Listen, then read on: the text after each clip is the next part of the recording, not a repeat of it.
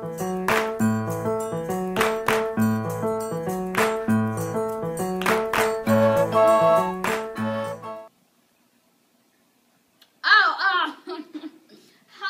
everyone and welcome to the special edition of the Home Shopping Network.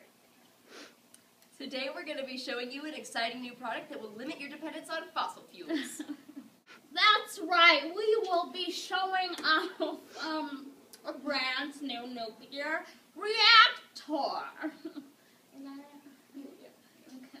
And I know a lot of you are probably wondering, what's a nuclear reactor for? Because we are. So we're going to bring in our specialist, Ray Acton, who's going to tell you about how a nuclear reactor works. Ray? Hey guys. Okay, anyway. What you're going to do is fuel this reactor with uranium, the energy that is going to help create heat, which in turn creates steam. Now this steam turns a turbine connected to a generator. The generator produces electricity. Now you all remember from last week our feature on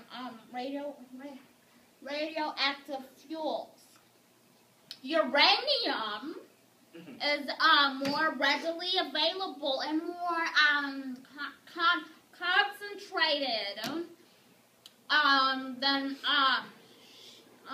other fossil fuels. That's right.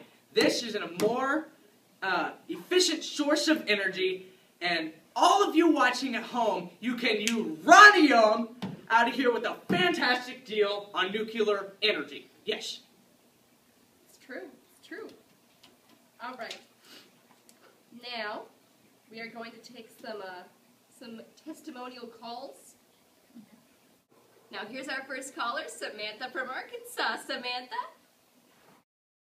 Of course I wasn't mad, but when my kids were being told, go home, you're drunk, by various administrators, after a third time I demanded that they be breathalyzed. Mary Sue and Annabeth only drink on weekends and Wednesdays, so I knew these instances were not so real. And I couldn't even ship it back after it malfunctioned because apparently you can't ship nuclear energy.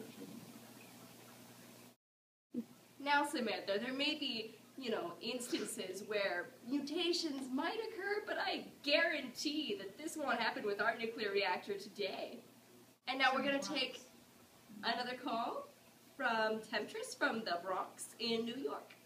Lord knows, homegirl was on one, because this cheap out there done powered the whole trap. No, I wasn't even worried about no pollution in my mama's crib, because they CO2 emissions. I mean, at first I thought that was like a DJ, but apparently that's what make the world go around and dirty and all that good stuff.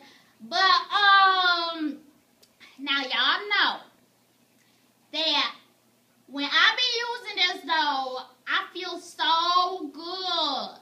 Cause I just know that my little cousin Day, and my mama and all them other Okay. Thank you, Temptress from the Bronx. Thank you.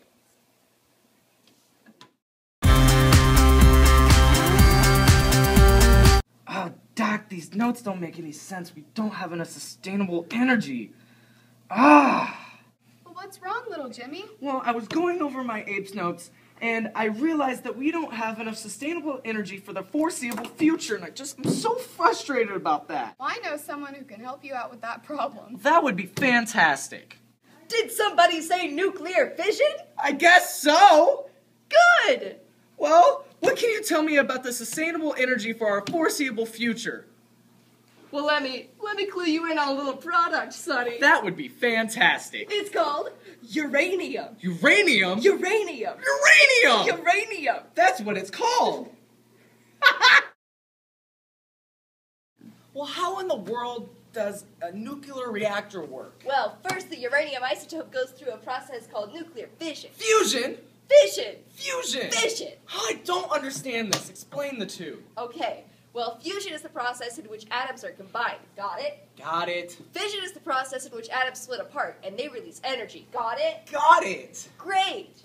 What's the isotope, though? Well, enigmatic voice from behind the camera, an isotope is different forms of an element that vary in atomic number.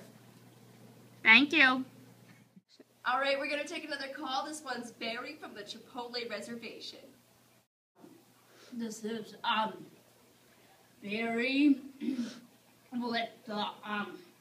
with the uranium proposition for getting these builders and constructors and these people that are just taking the land away from my family. Okay. Thank you, Barry. Thank you. And now, here come that bleep reactant. He has some, stuff to show y'all about, our nuclear reactor. I think it's like a graph.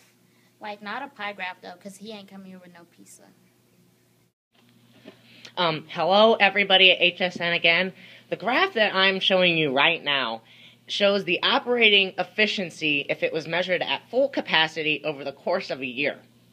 Now, the nuclear energy shows a 28% higher efficiency rate than coal, which is the leading energy usage in the United States. And I believe this really truly shows how much more efficient the energy is in nuclear energy rather than using the use of fossil fuels, natural gas, wind, and solar.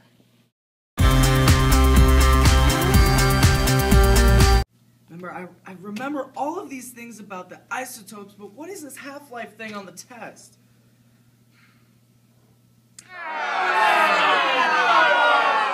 Oh, you're back. Yeah, I'm here to tell you about half-lives. What is it?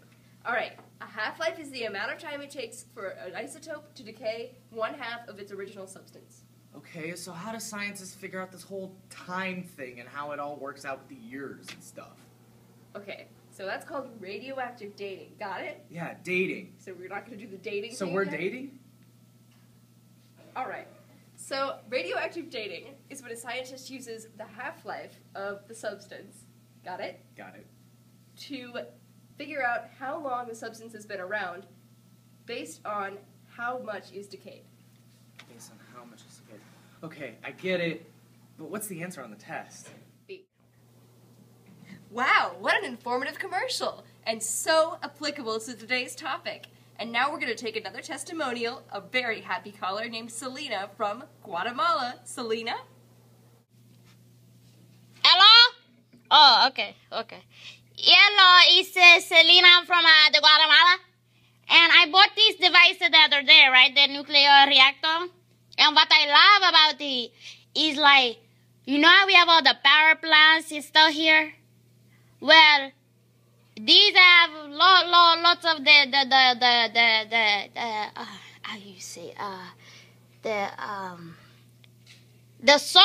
sulfur dioxide, right? Right, I think that's it.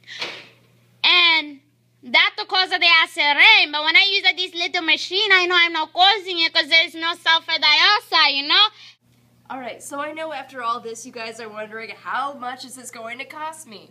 And well, the construction cost of your new nuclear reactor will run you about $6 to $9 billion. The operating cost rivals that of coal, and the fuel cost is a measly 49 thousandths of a cent per kilowatt hour.